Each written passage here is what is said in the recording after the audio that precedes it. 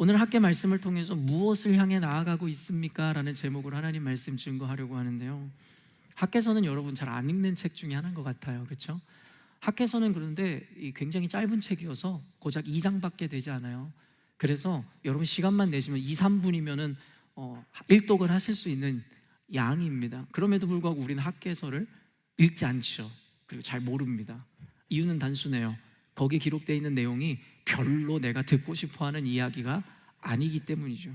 그동안 우리는 설교를 들으면서 내 마음에 흡족하고 내 마음에 위로가 되든 아니면 복을 빌어주든 도움이 되는 메시지들을 여러분 우리는 어떻게 보면 계속 헤매고 찾아다니면서 신앙생활을 해야 하는지 모르겠어요. 그러나 하나님의 말씀은 모든 것이 다 우리에게 축복의 메시지고 말씀입니다. 믿으십니까? 그렇기 때문에 우리는 편식해서는 안 되는 거예요. 모든 메시지에는 하나님의 은혜와 축복이 담겨 있기 때문입니다. 그런 의미에서 오늘 학개서가 여러분들에게는 조금 친숙하지 않은 책일지 모르겠으나 그 안에 담겨진 진리를 우리가 함께 나누고 그 말씀을 함께 적용해가는 시간을 가져보려고 합니다. 여러분도 아시겠지만 몸에 밴 습관을, 이미 몸에 밴 습관을 고치고 바꾸는 것은 여간 어려운 일이 아니라는 것을 여러분 잘 알고 있죠. 요즘에 제가 자꾸 골프 얘기해서 너무 죄송한데요, 너무 감사하게도 하나님께서는 저에게 골프, 제가 별로 그렇게 치고 싶어 하지 않고 알고 싶지 않았던 스포츠인데 저에게 그와 같은 스포츠에 동참할 수 있는 기회와 여건을 허락해 주셨습니다. 그러다 보니 저는 모든 스포츠를 좋아하는 사람으로서 이왕 한 가지 시작하면 끝을 보고자 하는 성향을 갖고 있어요. 그래서 열심으로 지난 2년간 골프를 연습하고 쳐왔습니다. 그런데 이 골프라는 것이 요물이라는 말이 맞듯이 다른 스포츠랑은 너무 달라요. 제가 웬만한 스포츠는 다 잘하거든요. 근데 이 골프는 정말 요상하고 요물 같은 이 스포츠인 것 같습니다. 하면 할수록 자꾸 늪에 빠지는 기분이 드는 거예요. 그래서 과감하게 이번에도 전에 얘기했지만 우리 교회 박프로님이 계시기 때문에 요청해서 레슨을 받아서 옳은 자세와 방법을 배워보고자 했다라는 것이죠. 근데 말 그대로 제 몸에 밴 그 습관, 2년 동안 제 몸에 찌들어 있는 그 습관이 바뀐다는 것이 너무 어려운 거예요. 바꾸려고 하니까 갑자기 성과도 더 안 좋아지는 거죠. 공이 하나도 맞지 않기 시작하고 몸에 불편할 뿐만 아니라 이로 인해서 어때요? 마음까지 불편합니다. 도대체 내가 이런 짓을 왜 하고 있는 건지 모르겠다. 심지어는 하루에도 이거 이제 그만할까? 이런 생각을 수도 없이 해보게 되는 거죠. 근데 제 마음을 더 힘들게 하는 게 뭔지 아세요? 지난날의 2년간의 모든 수고와 노력이 아무것도 아닌 것 같고 레슨을 받을 때마다 부정당하는 것처럼 느껴져서 마음이 힘들었습니다. 그동안 나는 헛된 시간을 보냈는가? 그런데요, 어떤 과정을 통해 깨닫는 것이 있는데요, 무엇이냐면 지난날의 2년의 열정과 잘못된 방식과 방법이었지만 결코 그것이 무익하지 않았다라는 것입니다. 오늘을 깨닫고 새로운 과정을 하기 위해서는 지난날에 그와 같은 시행착오가 필요했다라는 것을 깨닫게 됩니다. 그런 의미에서 결코 헛된 것이 아니었다라는 것이죠. 사실 이와 마찬가지로 우리의 신앙의 습관과 방향성을 바꾼다는 것도 쉽지가 않아요. 바꾸는 자나 바꾸려는 자나 모두에게 어려운 일인 것이 분명합니다.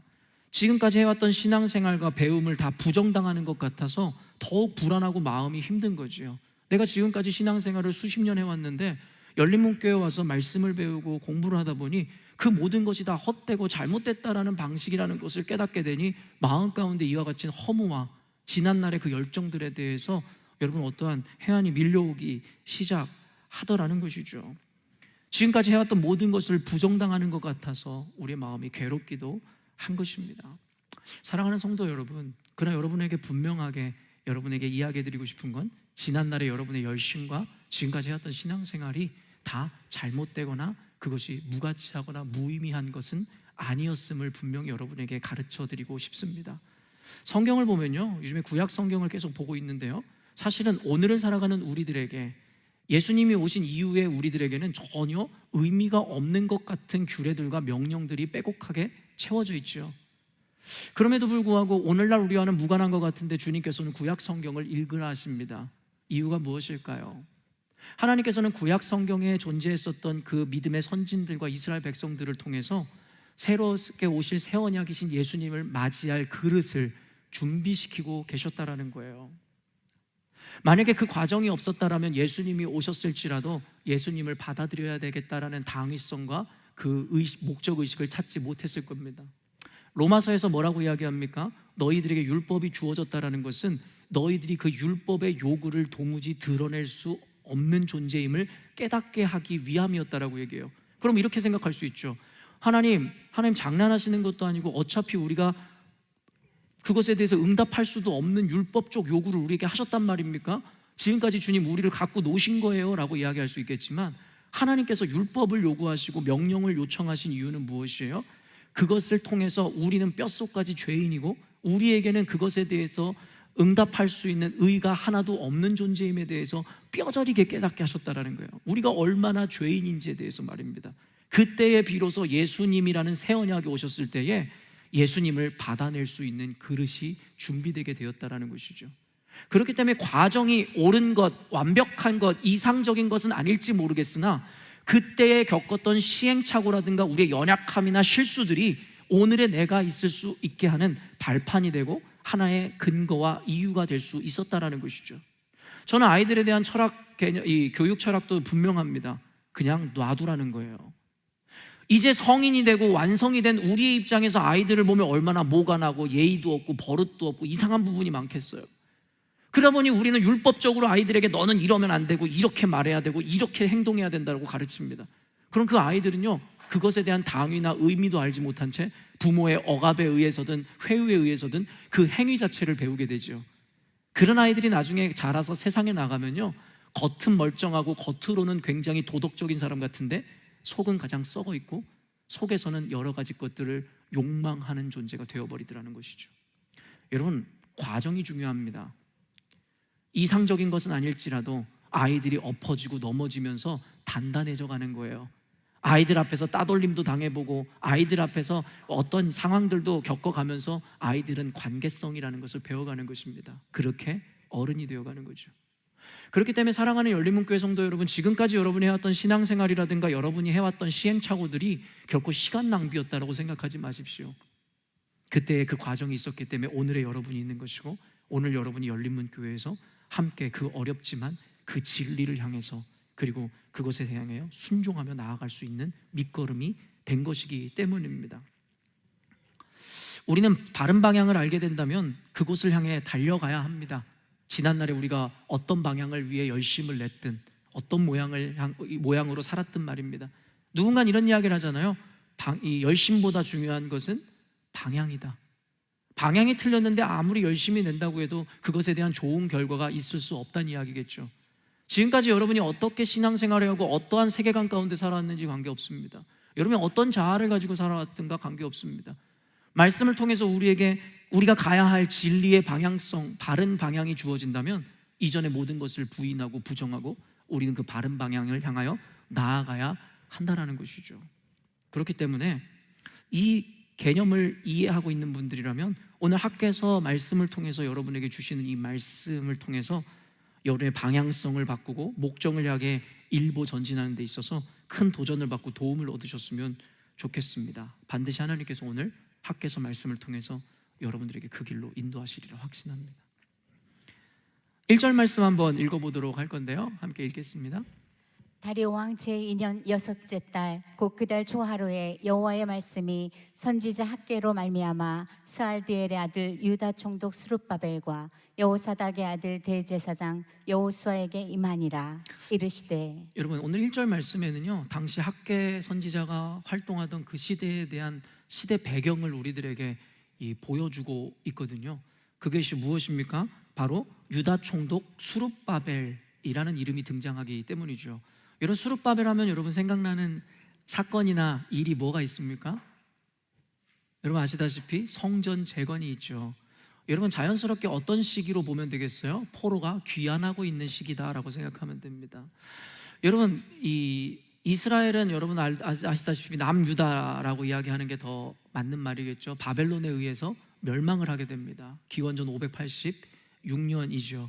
그래서 바벨론에 의해 멸망하였고 그들에 의해서 포로로 끌려가게 된 사건을 우리는 잘 알고 있죠. 이 시기를 포로 시대라고 우리는 이야기합니다. 그리고 예레미야 선지자를 통해서 예언하셨듯이 70년의 기한이 지나고 나서는 너희들을 다시 예루살렘으로 귀환하게 될 것이다 라고 말씀하셨고요. 말 그대로 그 약속에 따라 이 고레스 왕 때부터 결국에는 이 포로 귀환이 이루어지게 됩니다. 총 3차에 걸쳐서 포로 귀환이 수십 년 동안 이루어지게 되는데요. 1차가 바로 수룹바벨을 총독으로 하여 귀환을 이루게 되는 것이고, 그들에게 맡겨졌었던 사명과 그들의 귀환의 목적이 뭐였죠? 바로 무너지고 회파된 하나님의 성전을 재건하는 것이었어요. 그리고 2차 포로 귀환은 누구에 의해서 이루어집니까? 에스라를 필두로 이루어지고, 에스라가 한 목적과 사명은 무엇이었어요? 종교 개혁이었습니다. 그리고 여러분은 잘 아시는 3차 이 포로 귀환 때는 느헤미야를 통해서 그 포로 귀환이 이루어지게 되고, 그에게 맡겨졌던 사명과 목적은 무엇이었어요? 바로 성벽의 재건이었습니다. 여러분, 이 1차, 2차, 3차에 이루어진 이 사건이요, 생각하는 것처럼 단순히 역사적 사실이기 때문에 암기해야 되는 것이 아니라 그 안에는 많은 영적인 의미와 목적이 담겨져 있다는 사실을 여러분 알고 계시는지 모르겠습니다. 느헤미야를 통해서 방금 이야기한 것처럼 성벽이 재건되었습니다. 3차 때 말이죠. 그러면서 포로 귀환이 완성되게 됩니다. 그런데 저는 이 말씀을 읽으면서, 이 순서를 보면서 이해가 안 됐던 적이 있었어요. 무슨 말이냐면, 하나님께서 1, 2, 3차로 포로를 귀환하게 하신다면 첫 번째 그들에게 주시는 미션, 사명은 오히려 성전 건축이 아니라 성벽을 건축해야 되고 재건해야 될 것이라는 생각이죠. 그게 상식인 것 같아요. 무슨 말이냐면, 여러분, 성벽이라는 것은 국가의 개념입니다. 성벽을 재건해야지 그 안에 있는 사람들의 재산과 생명을 보존하고 보호할 수 있기에 비로소 백성과 국민 그리고 국가 어떠한 것을 이룰 수 있게 되는 거죠. 그렇기 때문에 교회고 뭐고 성전이고 뭐고 국가와 민족이 있어야 그곳에 성전을 세울 것 아닙니까? 그런 생각이 우리들에게 드는 것이 원래는 상식이어야죠. 그렇기 때문에 주님, 성전을 짓고 종교개혁을 하는 게 중요한 것이 아니라 먼저 포로로 끌려갔었던, 그리고 완전히 멸망했었던 이스라엘이라는 국가를 먼저 재건해 주셔야죠. 여러분, 이게 상식 아닙니까? 근데 이 국가의 재건 기념을 의미하는 성벽 재건은 맨 마지막이었다라는 것이죠. 여러분, 이게 우리에게 무엇을 의미하는 것이라고 생각합니까? 이를 통해서 우리에게 하나님께서는 우선순위에 대해서 분명하게 말씀하고 계시는 것이에요. 여러분, 우리는 대한민국 국민입니다. 여러분의 국적이 어떤 건지는 잘 모르겠어요. 어떤 분들은 시티즌인 분들도 계시고, 어떤 분들은 한국에서 유학이라든가 여기에 잠시 임시 체류 비자로 오신 분들도 계실 것입니다. 그럼에도 불구하고 여러분 스스로의 정체성을 호주인이라고 생각하는 분들은 많지 않으시잖아요. 우리는 대한민국 사람이다. 우리 하율이 하빈이에게도 물어보면 이래요. 자기들은 한국 사람이라고. 물론 너네들은 비자가 없어서 한국 사람이야 라고 제가 얘기하기도 하지만, 이 녀석들이 그런 얘기를 해요. 아빠, 나는 군대를 꼭 가야 돼. 한국 사람이니까. 그러면서 이 녀석들이 하는 얘기가 있어요. 아빠, 아무리 군대가 힘들다고 한들 우리가 다니는 학교보다 힘들겠어? 이런 말도 안 되는 소리를 하는 걸 보면서 저것들이 아직 어린이구나 라는 생각을 하게 되죠. 어쨌든 간에 우리 안에는 뼛속까지 대한민국 국민이라는 생각을 갖고 있습니다. 여러분, 그런데요, 하나님께서는 성경을 통해 우리들에게 분명하게 이야기하는 것이 있어요. 너희들이 뼛속까지 대한민국 혈통이고 국민이라고 생각하기 이전에 너희들은 대한민국에 속한 자들이 아니라 하나님의 백성이고 하나님께 속한 자들이다 라고 주님께서 말씀하시죠. 믿으십니까? 여러분의 정체성은 대한민국 사람이기 이전에 여러분은 하나님의 백성이라는 것을 잊지 않으셔야 된다는 거예요. 1, 2, 3차 포로 귀환을 하면서 주님께서 그들에게 먼저 명령하신 것은 너희들의 국가를 건립하고 다시 재건하라고 말씀하신 것이 아니라 하나님이 거하시는 그 거룩한 성전, 하나님의 집이라고 대표되었던 그 성전을 먼저 지으라는 거예요. 왜요? 너희들은 국가, 민족에 속한 자들이 아니라 내게 속한 자, 하나님께 속한 자이기 때문이라는 것입니다. 사실은요, 그도 그럴 것이 그들의 국가는 있었잖아요. 이스라엘이 바벨론에 의해서 완전히 멸망하게 됐던 이유가 무엇인 줄 아세요? 그들에게 국력이 약하고 힘이 없어서 그들이 근본적으로 멸망을 당한 겁니까? 성경에서 뭐라고 이야기하냐면, 그들은 하나님의 부재와 더불어 하나님에 대한 믿음과 신뢰를 상실하고 불순종하였기 때문이라고 성경은 이야기합니다. 하나님은 충분히 그들을 보호하고 그들을 지켜줄 수 있는 분이셨음에도 불구하고 그들은 하나님의 존재 자체에 대한 부정과 하나님에 대한 믿음 없음과 불순종으로 인해서 하나님께서는 그들을 이방의 손에 넘겨주실 수밖에 없었노라고 이야기하고 있다는 것이죠. 그렇기 때문에 여러분, 이것을 역순으로 잘 생각해 보세요. 단순히 피지컬리 그들을 포로에 된 몸에서 자유를 해방시켜주는 것이 중요한 것이 아니라 그들이 멸망했었던 근본적인 원인과 이유를 해결받는 것이 더 중요하다는 거예요. 왜요? 그런 그들이 다시 국가를 재건해봤자 다시 믿음 없음과 하나님의 부재로 말미암아 그들은 또다시 멸망할 것이기 때문입니다. 그렇기 때문에 하나님에게 중요한 것은 그들의 국가의 회복이 아니라 그들의 믿음의 회복이며 하나님의 존재에 대한 회복이 더 필요했다라는 것이죠. 사사기서를 통해서 우리는 가장 부패했었다라는 그 시기에 공통적인 특징을 발견하죠. 뭐예요? 왕이 없으므로 사람들이 자신의 소견에 옳은 대로 행하였더라.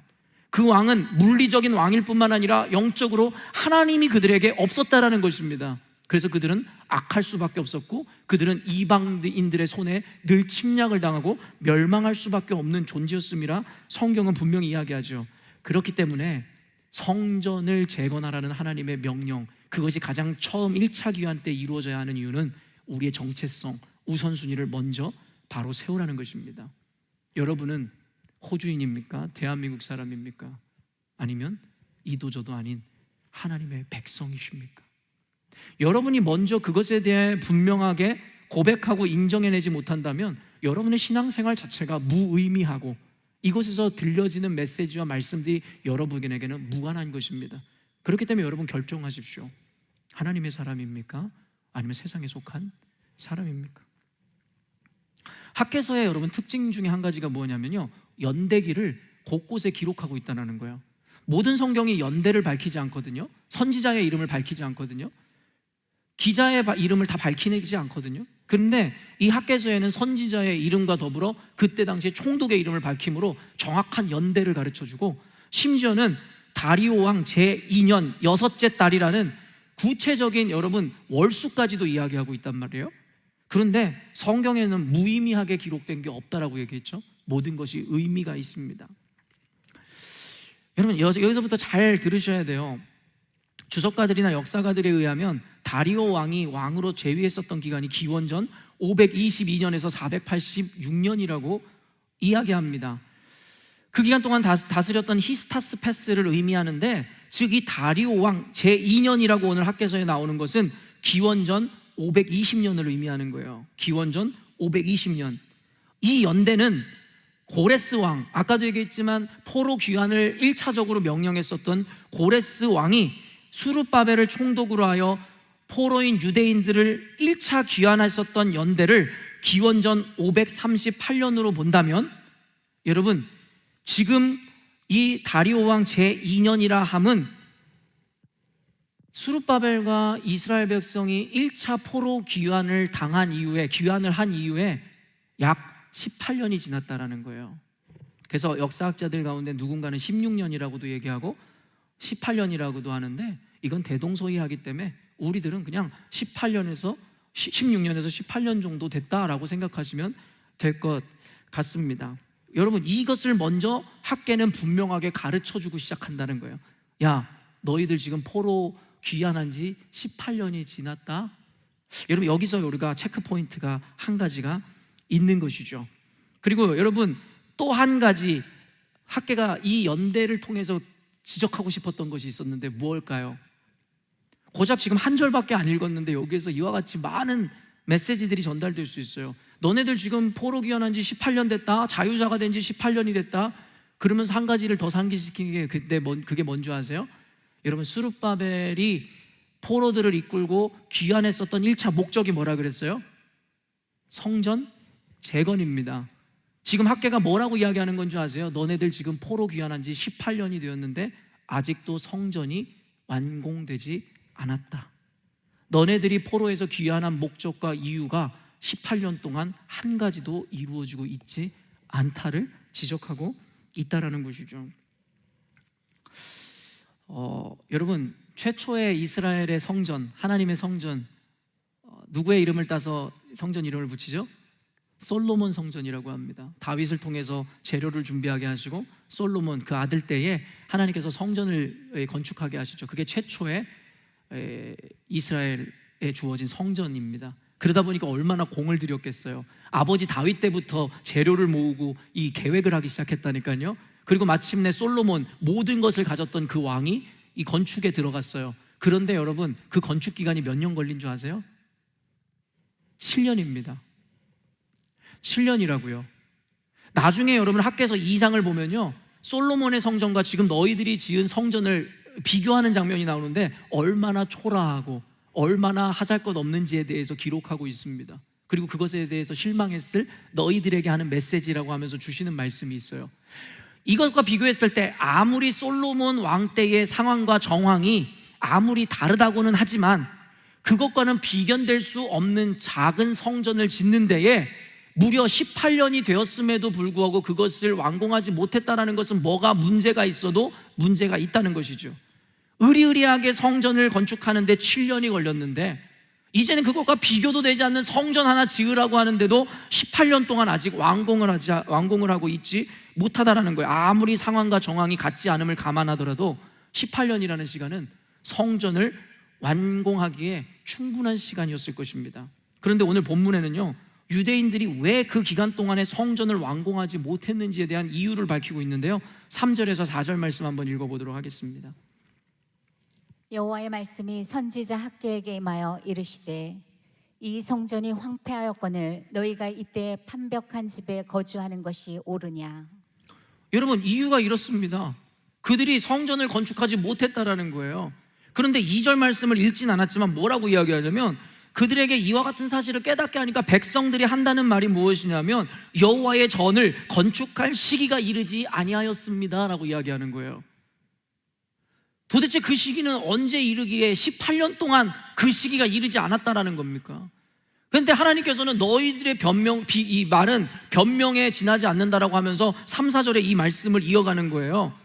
여호와의 집은, 성전은 황폐해져 있거늘 너희들은 판벽한 집에 살고 있다라고 이야기하고 있다라는 것이죠. 여기서 우리가 알아봐야 되는 표현이 판벽한이란 뜻이잖아요. 이것을 영어로 우리가 찾아보면은 패널이라고 하나요? 한국에선 판넬이라고 이야기하잖아요. 널빤지 같은 것을 의미하는 거예요. 그러니까 집을 지을 때 널빤지를 세우고 지붕을 덮었던 이런 형태들을 의미하는 게 바로 이 판벽이라는 뜻입니다. 그런데요, 영어로 해석하는 것처럼 히브리 원어를 해석하면 그렇게 단순한 의미가 아니에요. 이것에 판벽한이라는 형용사로 쓰여졌지만 이 의미의 히브리서 어근은 뭐냐면, 히브리어 어근은 사판이라는 단어입니다. 근데 이 사판이라는 단어에는 어떤 의미가 함축되어져 있냐면 지붕이 덮인 상태를 나타내기도 하고 여러 개의 칸막이로 만들어내 여러 가지 방을 갖추고 있는 큰 규모를 의미하고요, 마지막으로 세 번째 의미가 무엇이냐면 온갖 호화스럽고 사치스러운 것들로 그 집을 치장했음을 의미하는 것이 판벽한이라는 히브리 원어의 뜻입니다. 이 말이 무슨 말인 줄 아세요?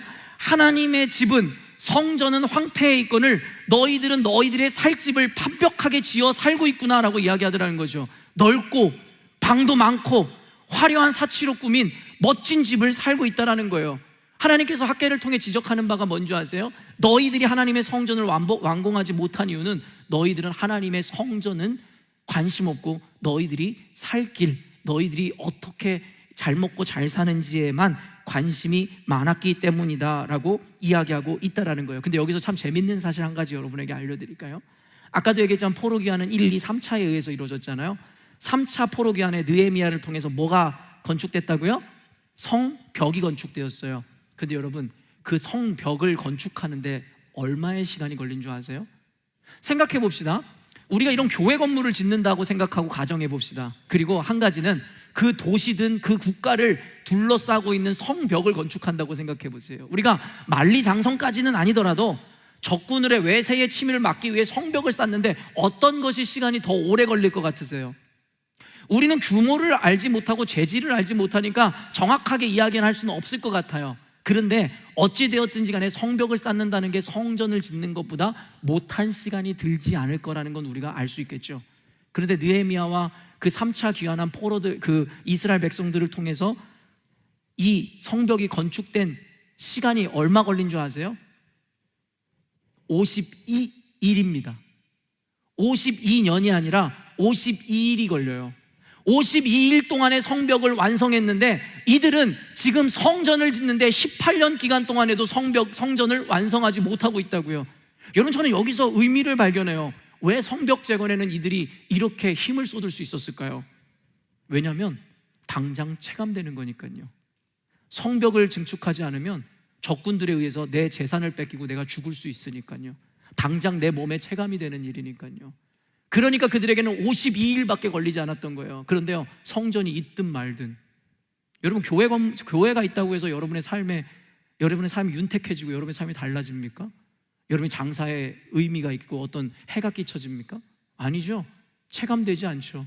그러니까 자신들의 생명을 보호하고 자신들의 삶과 직접적인 연관이 있던 성벽을 짓는 데는 52일이요, 자신들의 인생과는 무관하게 여겼던 성전을 짓는 데에는 18년 동안, 그들은 기초는 이미 놓았는데 18년 동안 완공을 하지 못하고 있다는 것이죠.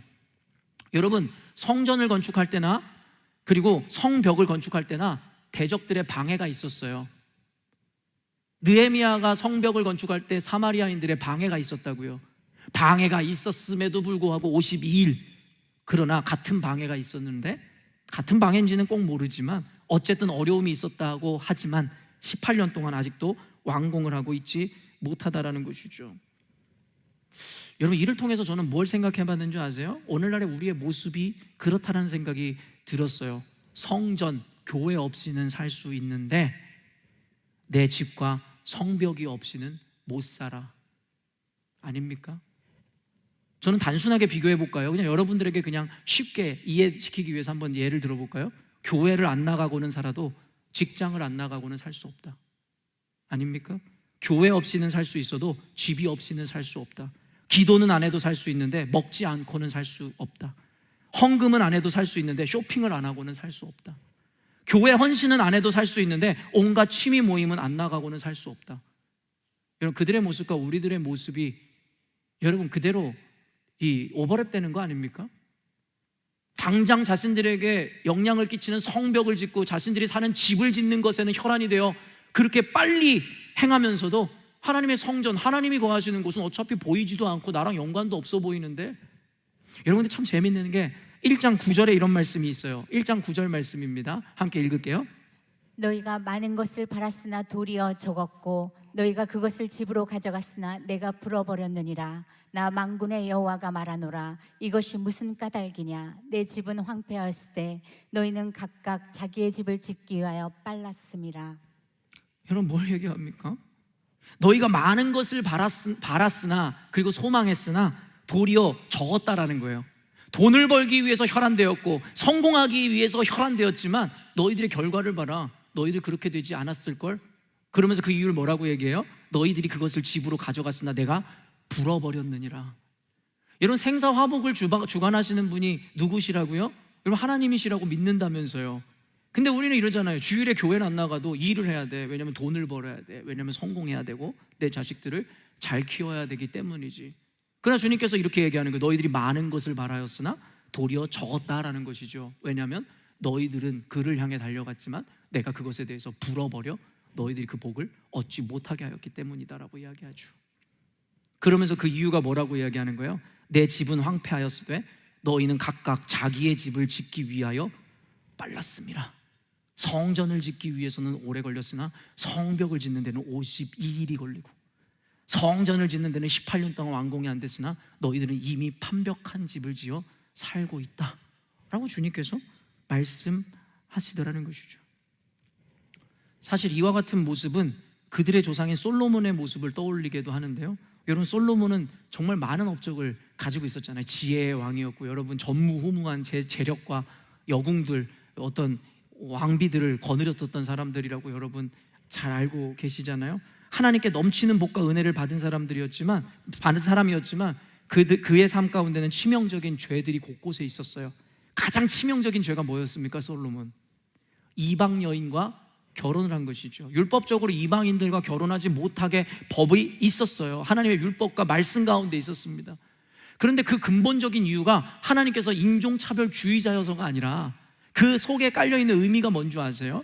하나님께서 솔로몬에게 이방 여인과 결혼하지 말라는 것은 너는 철저하게 나 여호와 하나님만 의지하라는 그 의미를 갖고 있어요. 근데 솔로몬은 그와 같은 하나님의 은혜를 입었음에도 불구하고 두려운 거예요. 보이지 않는 하나님보다는 눈에 보이는 애국과 주변의 열강들에 대한 공포가 있는 거죠. 그래서 어때요? 그가 택한 건 하나님을 바라보기보다는 그 이웃 왕들의 딸들과 결혼함으로 말미암아 동맹 관계를 공고히 함으로 그들이 함부로 자신을 공격하지 못하게 하였다. 전략적이죠. 누가 볼 때는 지혜로워 보일지 모르겠지만 하나님께서 보는 것은 그의 전략이 아니라 그의 믿음 없음을 보시는 거죠. 하나님만 의지하고 내가 충분히 너희를 지킬 수 있노라고 이야기했지만 하나님 아닌걸요. 주님은 보이지도 않잖아요. 당장 우리 눈앞에 산재에 있는 문제를 보시라고요. 하나님은 지금 뭔가 상황 파악이 안 되시는 것 같은데요. 그로 말미암아 어떤 일이 벌어집니까? 그 여인들과 결혼함으로 그 여인들이 가지고 왔던 우상을 받아들이게 되고 나중에는 심지어 우상들을 위한 산당을 지어 거기서 제사를 함으로 우상 숭배하며 그의 말년을 보내게 되더라는 것이죠. 그 이후에 그에 대한 회개의 기록은 없습니다. 그래서 오늘날의 신학자들은 솔로몬의 구원에 관해서까지도 논쟁을 해요. 구원을 받았다 못 받았다. 여러분, 용두사미격 아닙니까? 하나님의 지혜를 받아 그와 같이 놀라운 재판을 했었던 지혜의 왕이었으나 결국엔 우상 숭배자로 끝이 나더라는 것이죠. 저는 솔로몬을 별로 존경하지 않아요. 그런데요, 그에게는 이미 이와 같은 징조가 있었음을 성경에서 우리들에게 보여줘요. 뭐가 징조였을까요? 여러분, 최초의 성전을 건축하는데 솔로몬이 몇 년의 시간을 쏟아부었다고요? 7년이었잖아요. 그런데요, 성전을 지은 이후에 자신을 위해 왕국을 건립하게 되는데 왕궁을 짓는데 몇 년이 걸린 줄 아세요? 13년입니다. 최초의 하나님의 전을 짓는데 쏟아부은 시간은 7년, 자신의 왕궁과 자신의 집을 짓는데 쏟아부은 시간은 13년. 우선순위는 옳았습니다. 하나님의 전을 먼저 지었죠. 그러나 중요한 게 무엇입니까? 그는 그의 마음과 가치가 어디를 향해 더 집중하고 있는지를 보여주는 거죠. 저는 단순하게 매터리얼이라든가 재료라든가 그때 당시에 상황이 달랐으니까 이럴 수 있지 않습니까? 라고 이야기할 수 있겠지만 성경은 우리에게 상황을 보여주는 것이 아니라 이 기간을 보여주고 있음에 주목할 수 있어야 되는 것이죠. 뭘 가르치고 싶었을까요? 솔로몬은 이미 하나님의 전보다 자신의 왕궁을 짓는 것에 더 많은 가치를 부여하고 있었음을 우리들에게 보여주죠. 열왕기상 11장 9절에서 11절 말씀인데요, 한번 읽어보겠습니다. 솔로몬이 마음을 돌려 이스라엘의 하나님 여호와를 떠남으로 여호와께서 그에게 진노하시니라. 여호와께서 일찍이 2번이나 그에게 나타나시고 이 일에 대하여 명령하사 다른 신을 따르지 말라 하셨으나 그가 여호와의 명령을 지키지 않았으므로 여호와께서 솔로몬에게 말씀하시되 내게 이러한 일이 있었고 또 내가 내 언약과 내가 내게 명령한 법도를 지키지 아니하였으니 내가 반드시 이 나라를 내게서 빼앗아 내 신하에게 주리라. 이 예언은 성취되었어요. 그래서 솔로몬 때까지는 통일 왕국이었으나 그 이후에 하나님의 이 예언이 성취되어서 북이스라엘과 남유다로 분열 왕국 시대가 도래하게 되는 것이죠. 여러분, 그 이후의 근본을 뭐라고 이야기해요? 바로 솔로몬의 죄로 말미암음 저주라고 이야기하고 심판이라고 이야기하고 있다는 거죠. 근데 여기서 열왕기상에서 체크 포인트가 있는데요, 첫 번째가 뭐냐면 솔로몬이 마음을 돌려 이스라엘의 하나님 여호와를 떠남으로입니다. 여러분, 여기에 무슨 말이에요? 솔로몬이 마음을 돌렸다라는 거예요. 먼저는 어디 있었는데? 하나님 편에 있었는데, 그렇죠? 그래서 우선순위로 성전을 지었는데 근데 그의 마음이 돌아갔다라는 거예요. 두 번째 체크 포인트가 뭔지 아세요? 명령하사 다른 신을 따르지 말라 하셨으나, 마음이 돌아감과 동시에 시작되는 것이 바로 우상 숭배인 것이죠. 맞습니까? 솔로몬의 죄의 시작은 저는 바로 이 성전 그리고 자신의 왕궁 건축 때부터 이미 시작된 일이라고 저는 생각합니다. 완전히 돌아선 것은 아니지만 그 마음이 조금씩 돌아서 하나님에게 있었던 그 가치가 조금씩 자신에게로 넘어오고 있는 이 시점이죠. 그러다 보니까 어때요? 다른 신을 섬기게 되는 일이 생기는데요, 디모데전서 6장 10절입니다. 돈을 사랑함이 일만하게 뿌리가 되나니 이것을 탐내는 자들은 미혹을 받아 믿음에서 떠나 많은 근심으로써 자기를 찔러. 돈을 사랑하는 것이 모든 죄악의 뿌리라고 이야기하네요. 여러분, 맘모니즘이라는 말 알고 계시죠? 바로 돈을 숭배하는 자들을 맘모니스트라고 얘기할 수 있는 거죠. 그것이 바로 마음이 돌아가 우상을 숭배하게 되는 거예요. 근데 여기서 우리가 짚고 넘어가야 되는 게 뭐냐면 돈이 나쁜 것이 아니다라는 거예요. 여러분 돈 좋아합니까? 지금 뭐 뉴스를 보니까 어떤 목사가 자기는 뭐 돈 좋아한다고 해가지고 뉴스를 막 지금 막 엄청 떠들썩하게 하는데, 그런 자와는 다른 의미지만 저도 돈을 좋아합니다. 여러분 돈 안 좋아하세요? 그런데요, 오늘날의 그리스도인들과 교회에 씌워진 프레임과 편견이 무엇이냐면 돈이 마치 무슨 저주의 이유이고, 그리고 그리스도인들은 돈을 쫓거나 돈을 좋아하거나 돈을 향해 가서는 안 된다라는 이야기를 합니다. 여러분 그렇게 목회자를 정죄하고 자기들도 그러면 안 된다고 이야기하지만 여러분은 돈 안 법니까? 왜 죄를 벌고 있으세요? 여러분 직장생활 다들 하시잖아요. 근데 여러분 도덕 시간에 배웠던 것처럼 여러분 어떤 자기 성찰의 기회로 삼기 위해서 혹은 자신의 어떤 마음의 꿈을 이루기 위해서 지금 직업을 갖고 그 일을 하시는 분들 계세요? 자기 자아의 실현의 수단으로서 직업을 갖고 있는 분 몇이나 되십니까? 여러분 직업을 갖고 일을 하는 이유는 돈 벌기 위함이잖아요. 돈이 죄인데 왜 돈을 벌고 계십니까? 여러분 그건 말도 안 되는 소리예요. 성경에서는 돈이라든가 우리들의 건강이라든가 우리가 지향하는 성공이라든가 명예를 단 한 번도 죄라고 이야기한 적이 없어요.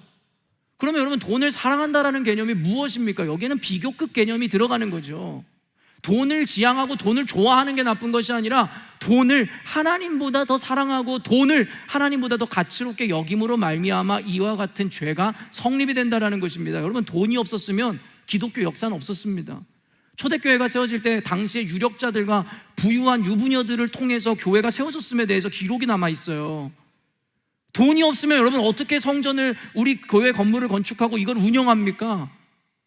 우리 모두에겐 돈이 필요합니다. 다만 성경에서 우리들에게 경계하라는 것은 돈이 아니라 돈을 하나님보다 더 가치롭게 여기는 그 마음인 것이에요.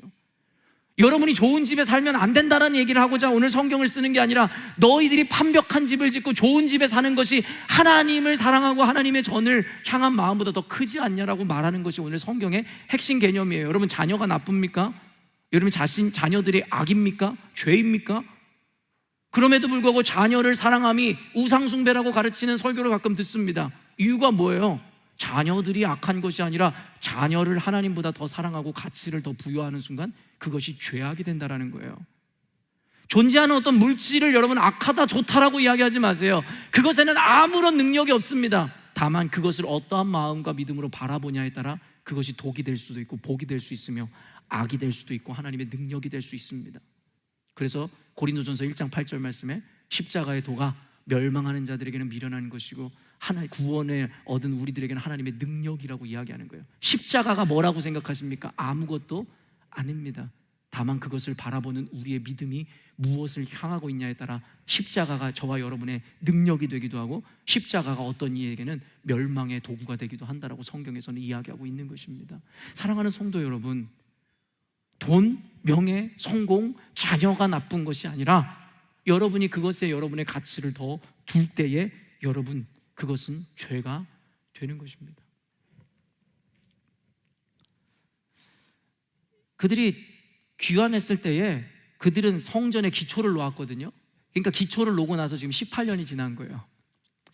건축을 하다가 부도가 난 회사들 이런 거 많이 보잖아요. 그러면 아파트 단지든 그 모양이 어떻게 돼 있습니까? 이끼가 끼고 더럽고 동물도 나와서 막 거기다가 막 대소변 깔아놓고 그러지 않아요? 하나님께서 지금 그걸 말씀하시는 거예요. 너희들이 성전 기초를 놓은 지 18년이 지났는데 아직도 외면하고 이것을 방치함으로 말미암아서 황폐해졌거늘 너희들은 판벽한 집에서 잘 먹고 잘 살고 풍요를 누리는 것에 대해서 말씀하시는 것이죠. 이런 일들로 인해서 솔로몬에게 일어났던 것처럼 이스라엘에게 어떤 심판이 있는지를 그대로 보여주는데 6절 말씀 한번 읽어볼게요. 너희가 많이 뿌릴지라도 수확이 적으며 먹을지라도 배부르지 못하며 마실지라도 흡족하지 못하며 입어도 따뜻하지 못하며 일꾼이 삭을 받아도 그것을 구멍 뚫어진 전대에 넣음이 되느니라. 이것은 두 가지 의미를 다 내포하고 있어요. 물질적인 개념과 그리고 영적인 개념이에요. 첫째, 물질적인 개념은 뭐예요? 너네 아무리 주의를 어기고 가서 돈 벌어봐라, 성공하나? 너희들 하나님의 법을 어기고 불법을 온갖 잘못된 방식으로 너희들이 아무리 열심히 살아봐라, 너희들이 성공하나? 여러분 아까도 얘기했어요. 생사화복을 주관하는 것은 하나님이십니다. 하나님이 막으시면 열 자가 없고 하나님이 열면 닫을 자가 없는 것이에요. 이게 하나님의 백성들의 고백 아닙니까? 우리들의 방식과 우리들의 어떠함이 여러분의 성패를 좌우할 거라고 생각하세요? 그게 바로 세속주의자들, 하나님 없는 자들의 삶의 행태 아닙니까? 여러분 저는 이 표현을 좋아해요. 밑 빠진 독에 물 붓기. 여러분 100만 원 버는 사람이 많이 벌었습니까? 1억 원 번 사람이 많이 벌었습니까? 당연히 상식적으로 1억 원 번 사람이 많이 벌었죠. 그런데요, 수입은 그런데요, 1억 원 번 사람에게 나가야 되는 익스펜스가 여러분 1억 5천이에요. 그럼 그 사람은 벌었습니까? 잃었습니까? 그 사람은 마이너스 5천만 원을 얻게 된 거예요. 그런데 100만 원을 번 사람이 나가는 돈이 제로라고 생각해 보세요. 그 사람에게 남는 건 얼마입니까?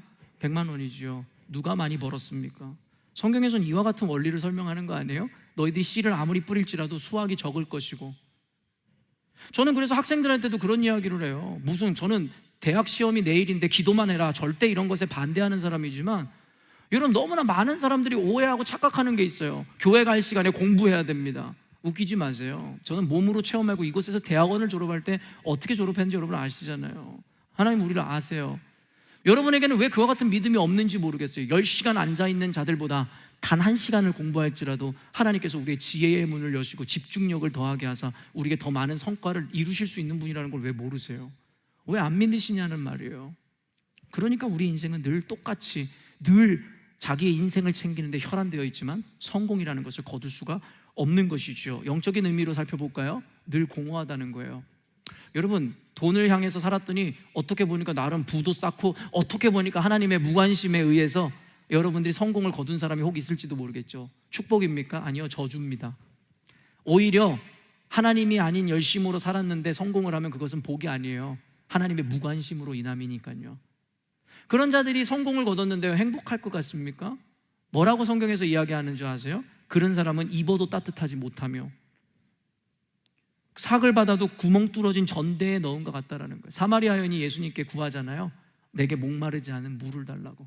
예수님 뭐라고 얘기하세요? 네가 구하는 그 물을 내게 너에게 주어봤자 너는 이내 다시 목마르려니거니와 내가 너에게 주는 이 영원한 생수를 마시면 영원히 목마르지 않으리라. 우리 그리스도인들이 받아야 되는 생수와 능력이 이것입니다. 영원히 목마르지 않은 거예요. 돈을 많이 벌어도 그 여인은 여러분 남편이 몇 명이라고 이야기했어요. 자신의 욕망을 채우는 것이든 자신의 성공을 위해서 남편을 이용하는 것이든 남편이 많아도 늘 공허한 거예요.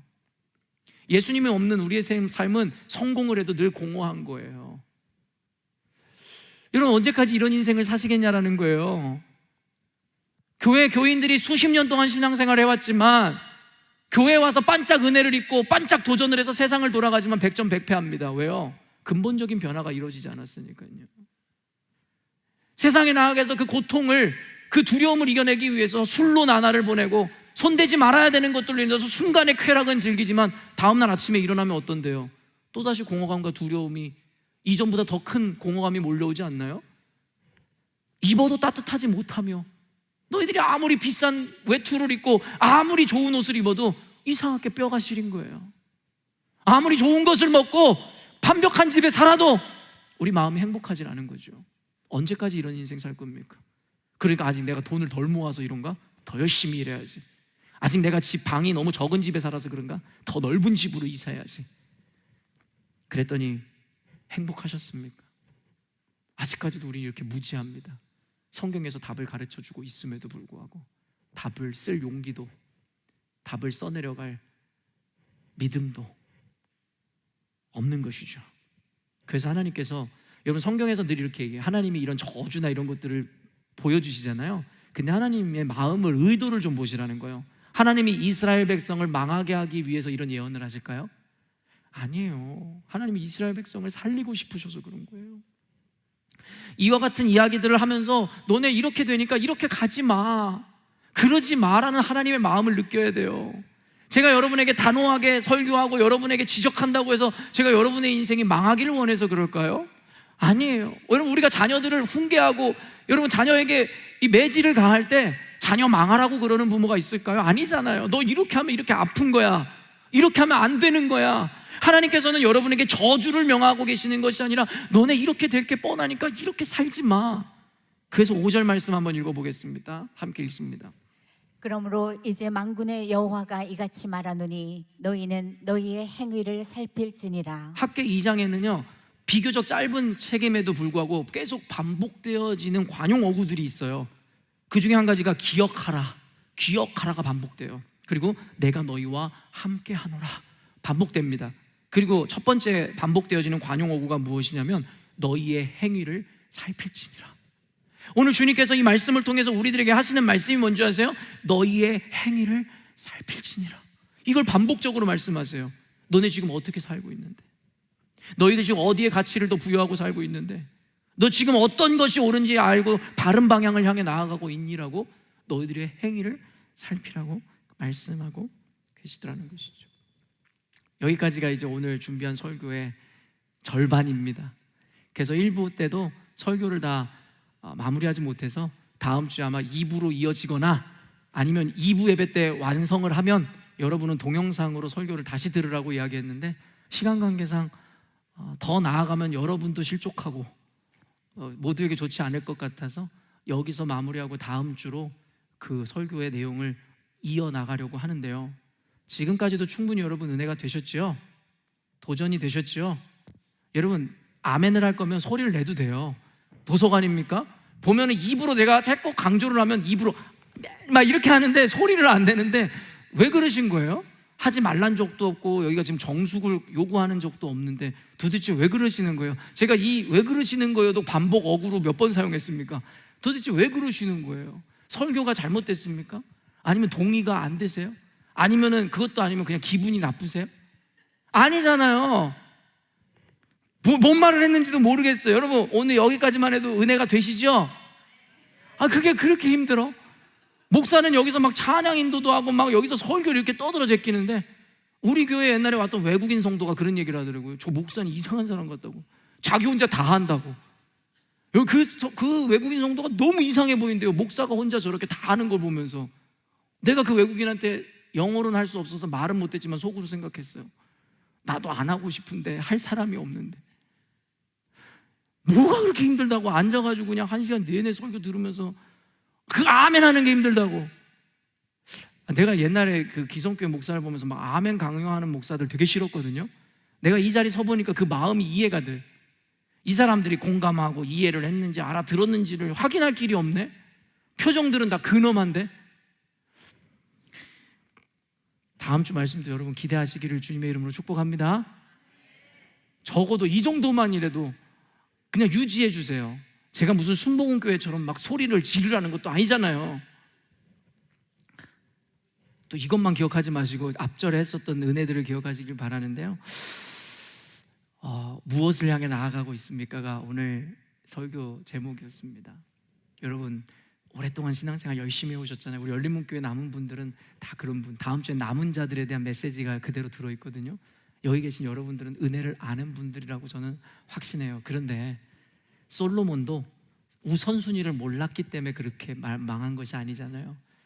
우선순위를 정해 하나님을 알게 되었고 주님 앞에 성전을 지었지만 수십 년 동안 신앙생활을 했는데 지금 여러분의 마음이 돌아서진 않았습니까? 조금씩 나를 위한 예수님을 만들어가고 나를 위한 신앙, 교회를 만들어가고, 그런 자들의 종말은 어떠한지 성경에 이야기하고 있어요.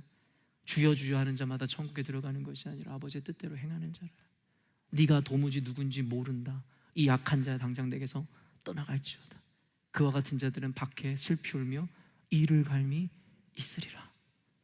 교회 다닌다고 해서 예수님의 제자가 아닙니다. 자기가 직분이 있다고 해요 구원을 받은 성도의 조건인 것이 아닌 것이죠. 오늘 말씀을 통해서 진지하게 자신의 인생을 점검해 보시고 너희들의 행위를 살필지어다. 이 말씀이 한 주 동안 우리의 뼈를 찌르고 골수를 쪼개는 말씀으로서 여러분에게 역동적으로 은혜로 끼쳐지시기를 주님의 이름으로 축원합니다.